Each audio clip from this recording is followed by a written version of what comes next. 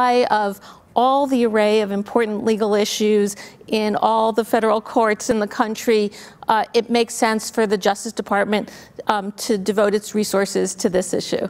Well, that's a great question. We're doing many things at once, of course, but this is the First Amendment. It's our first freedom in the Constitution.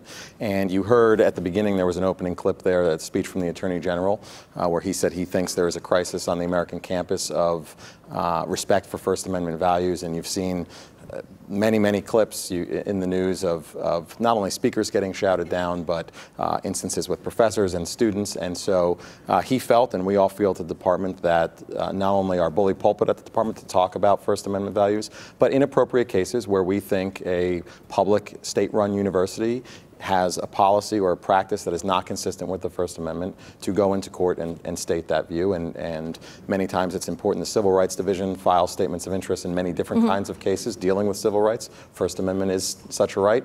And so we think lending our voice to that matters quite a bit. So some people would look at your intervention and say, aha, you're concerned about free speech when it's conservatives who are being shouted down.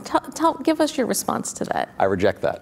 I'm so shocked. Some of these instances, I mean, look, let's be honest about what's going on campus.